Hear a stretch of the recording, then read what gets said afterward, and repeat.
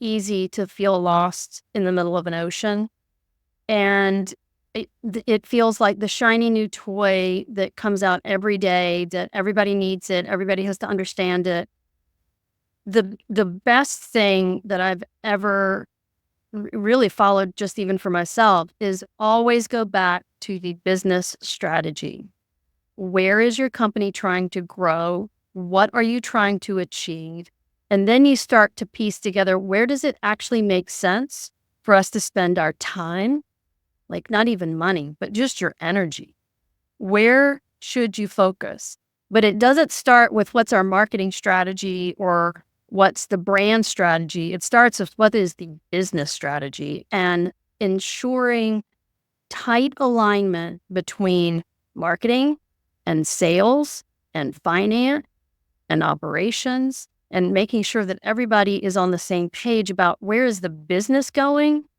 And then each of the functional areas can play their role in advancing that mission.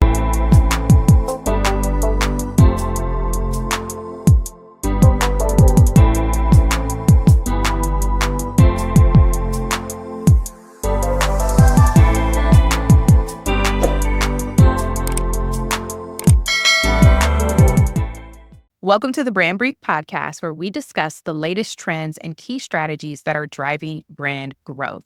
This podcast is powered by brndMethod Media Group, and I'm your host, Kelly Kelly. Today's guest is Allyson Burroughs, founder of Holt Whitley Consulting, LLC. Holt Whitley Consulting provides strategic marketing and communications consulting services, including organizational change and alignment, digital marketing and optimization, strategic planning, brand growth and evolution, and go-to-market strategy and activation. Welcome to the show, Allyson. Thank you so much, and thank you very much for having me. So let's start with an overview on your background and your career history. Sure. So I have spent the bulk of my career in B2B marketing and B2G, or business to government. I spent many years leading the marketing practice at ACS, which became Xerox. It was acquired by Xerox, their government healthcare group. And so marketing business services, technology platforms to state Medicaid programs around the country. But overall, my entire career has been in that B2B space in highly regulated industries. And I have been in both very small marketing organizations where it was party of one, and all the way up to very large marketing organizations of 300 plus. So I've seen the gamut of what marketing looks like, and certainly how it has evolved over the decades. That's awesome. And I'm glad you pointed out the party of one, because that's something that us marketers know all too well. As crazy as that might seem to other departments, we know that game. So yeah, let's talk about, so many changes are happening in our industry specifically, and you and I have talked offline at length. So I'm excited to dive into some of the key things that are happening that you're seeing, and maybe sort of what that looks like going forward. So to start, what are some of the most significant tailwinds that marketing practitioners can leverage in the current business environment? So I think, for one thing, there is so much free information and training that is at your fingertips. If you have a keyboard and a computer and access to the internet, there is so much information, rich, helpful information that's out there. And it continues to grow. And I think the number of even podcasts like this one, where you can consume and learn and understand the evolutions that are happening and come at it with an open mind, I think that's really one of the biggest things, is taking those opportunities to educate yourself and to not fear what the changes are, but rather embrace the change and embrace being a little uncomfortable with it. But I think that's one of the biggest things, is really there's so much rich content that is available for everyone. And how would you say, or what advice, because I can definitely see a marketing professional at various levels saying there is so much out there. Like, where do I start? How do I even know what I need to be focused on? It seems like there's something new every other week. what would be some key advice to a marketing professional on just some fundamental things or just some key areas to start with? So where it's so easy to feel lost in the middle of an ocean, and it feels like the shiny new toy that comes out every day, that everybody needs it, everybody has to understand it. The best thing that I've ever really followed, just even for myself, is always go back to the business strategy. Where is your company trying to grow? What are you trying to achieve? And then you start to piece together, where does it actually make sense for us to spend our time?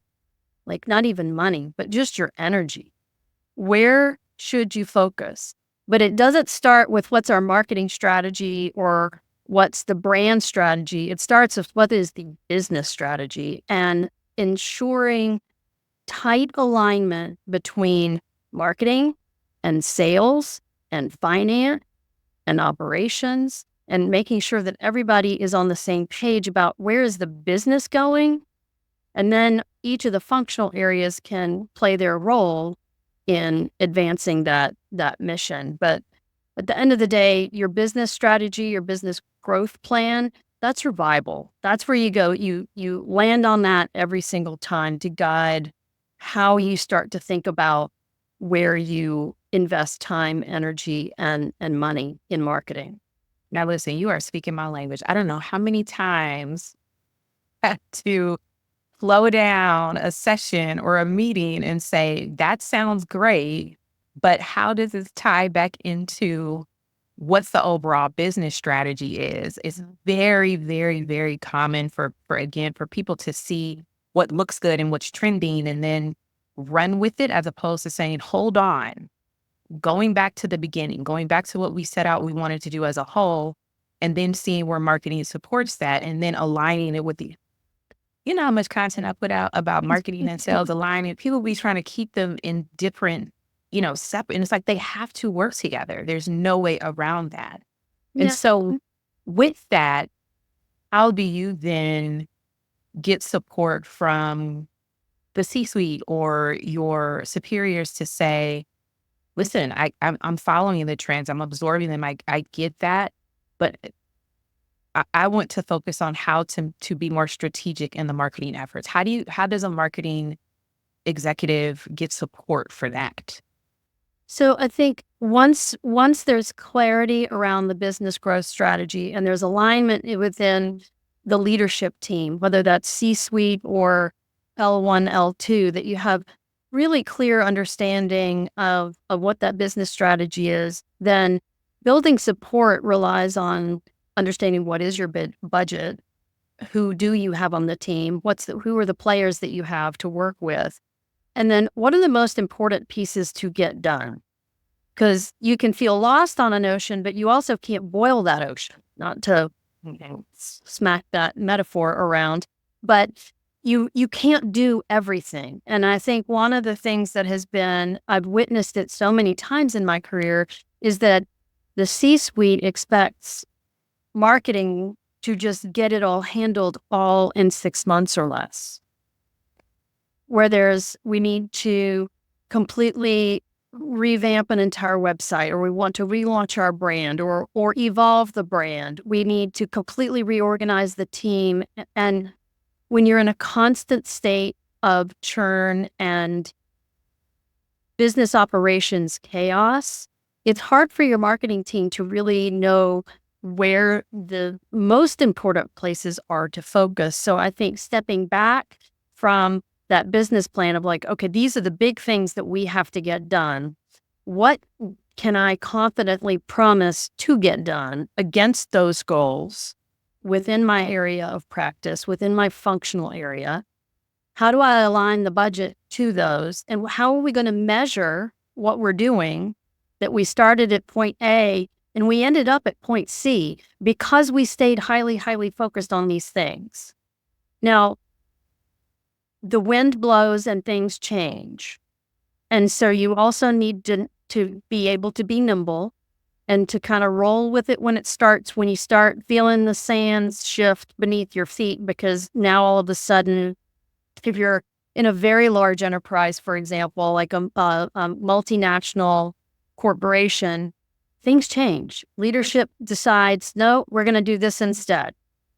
So you have to be able to be nimble. But again, coming right back to, okay, if we're doing that instead, let's go back to what we said we were going to do. Let's go back to the business strategy and let's realign budget, resources, time, and energy against these evolved strategies that may have been, thrown in our laps.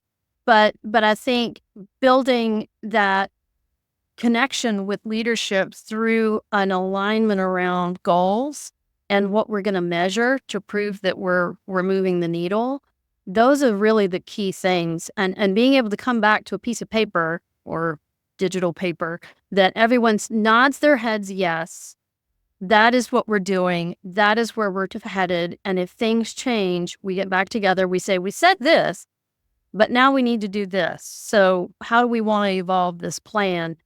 There have been many times in my career where I have stepped into an organization where a marketing plan wasn't actually written down, or it was developed without any alignment to the business. That it was like, well, this is marketing. This is our silo. It's like, well, yeah, but you're never going to get anywhere.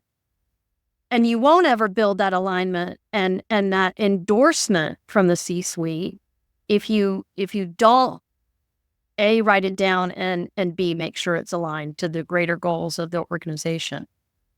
Yeah, I think that is an amazing point. I feel like it's very obvious, but after being in this industry so long, sometimes that's missed. Definitely the misalignment between departments and the realistic expectations of marketing. And then also everyone being on the same page about what success looks like.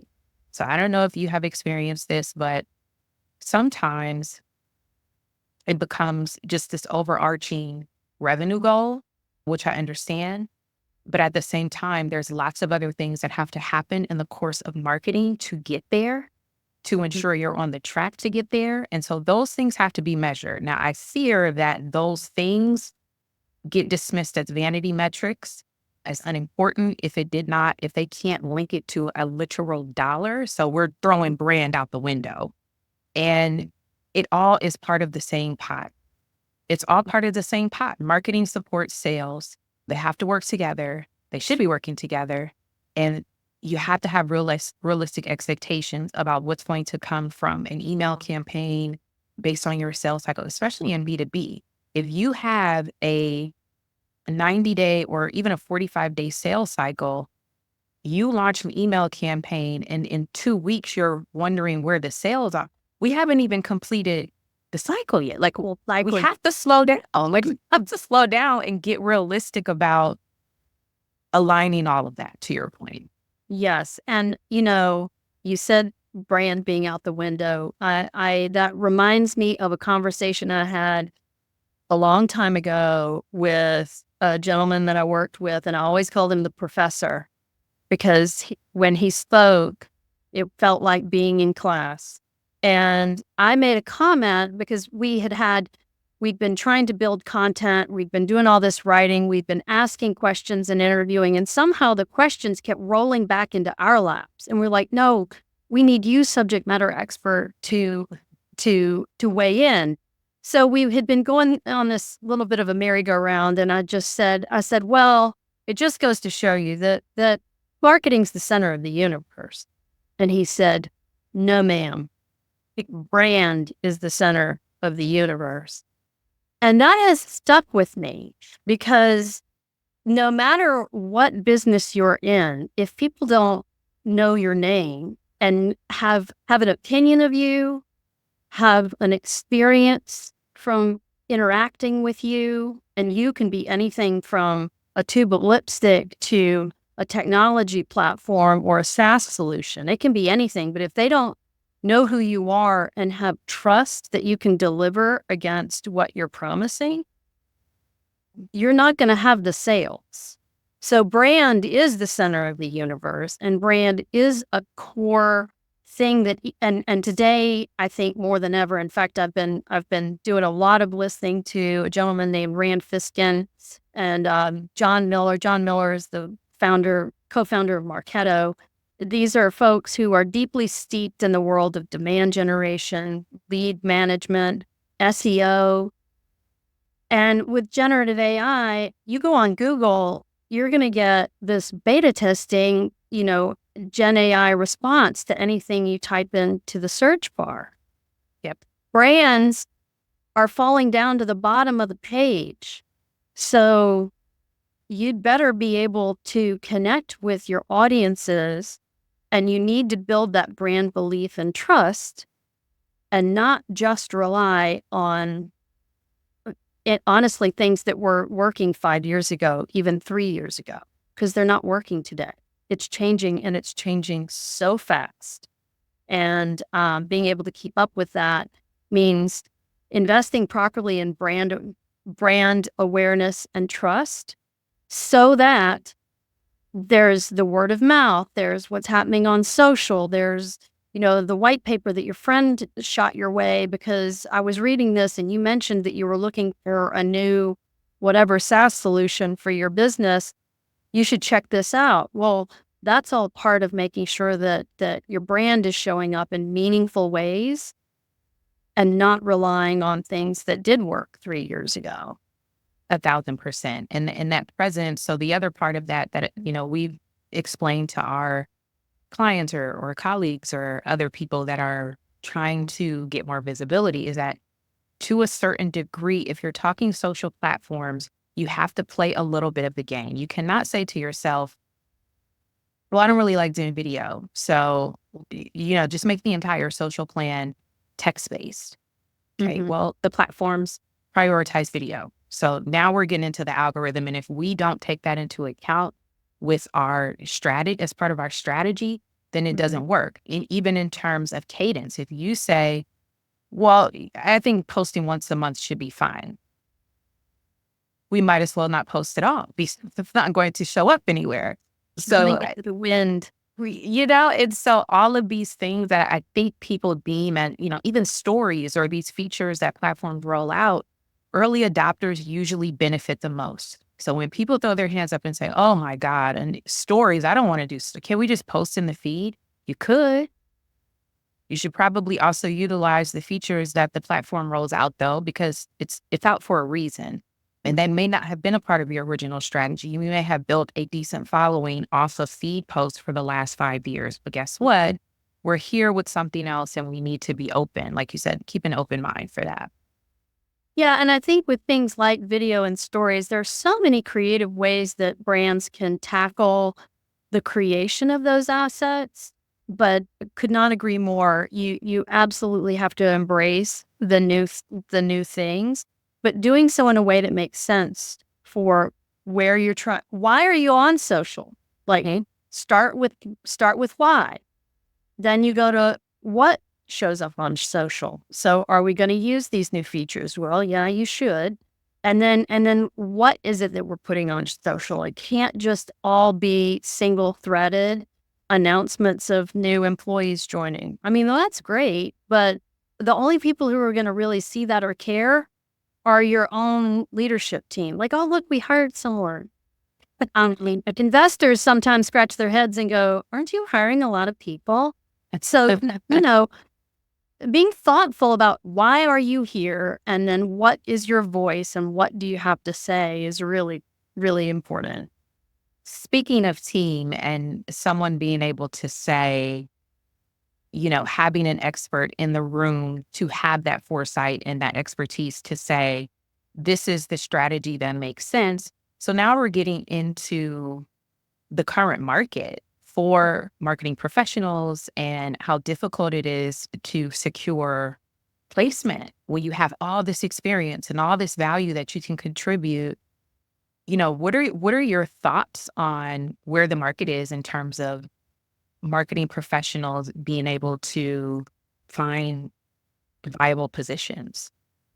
So, I see it through two lenses. One is the individual lens, like as a professional, as a person, what can I do to, improve my skills? What can I do to strengthen What is it I love? What do I love to do? Well, if I love content creation, I love researching, I love writing, great.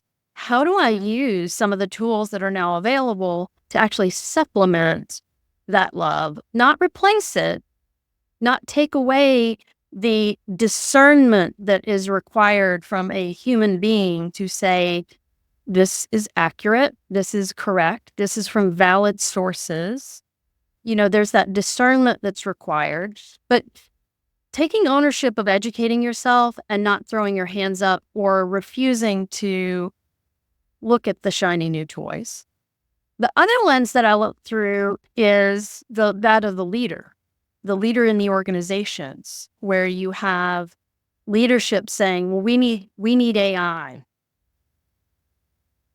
Okay.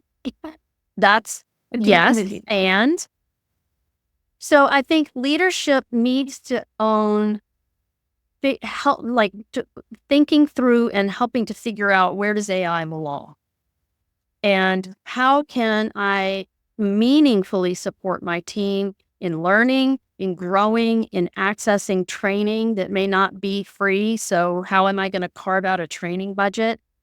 And not just throwing it over the fence that this is something to be figured out, but rather I have a distinct point of view as a leader of exactly where I think we ought to be using something new, whether it's an AI tool, an AI ML algorithm that's figuring out something, predictive modeling for whatever it is that might be needed. The leadership needs to take ownership of helping guide the team, not telling the team this is what you have to go do, but rather, here's my perspective. I see these 5 spots where I think it makes sense for us to really dig deeper and start testing things. The other thing leadership has to do is very clear that, from my perspective, I think leadership needs to be very clear in saying, I'm not asking you to go replace yourself. I'm asking you to find out, how can you expand what you're already doing so that maybe the admin, hard manual admin work is off your shoulders so you can be more creative. I'm not going to backfill those 2 positions on your team, because guess what? We don't have budget. How can you as an individual then say, all right, you're not going to backfill, so what can I do to supplement what I'm doing and not work a 100-hour work week every week? So I think, but leadership needs to be empathetic.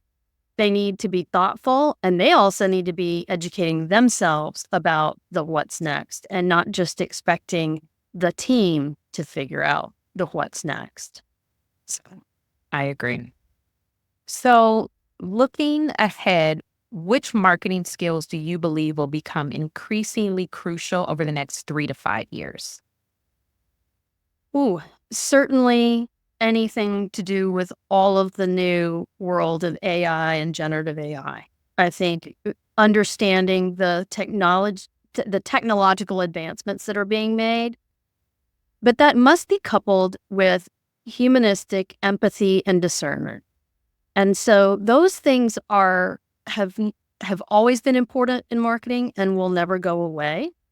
So I think those are probably the 2 biggest things that marketers need to do. I will say the third element is being mindful and intentional about partnering with other functional areas. And I don't just mean sales. I mean, get to know your CFO. Get to know your COO. Understand what the IT team is working on. What are they doing with their data lake? Whose data is in the lake? How are you working with that? I think that level of curiosity and intentional partnership and intentional planning around building relationships with other functional areas is really critical, because they are becoming more and more and more entwined. Wow. That was tremendous insight. I think definitely to your point, expanding your lens of partnerships within the organization and understanding whether not just kind of sitting in your silo and saying, well, this is my little list of things to do. And I don't know what they impact or if it worked or, I did my part and I'm done. Really just seeing how it's all coming into play. I think that's going to be a critical skill going forward. Yeah. So that's going to wrap today's show. Thank you to our incredible guest, Allyson Burroughs, founder of Holt Whitley Consulting, LLC. We'll have contact information for Allyson in the show notes for anyone who wants to get in touch and work with her. We will be working together for sure. If you enjoyed today's episode, don't forget to like, subscribe, and leave a review. We'll see you in the next episode.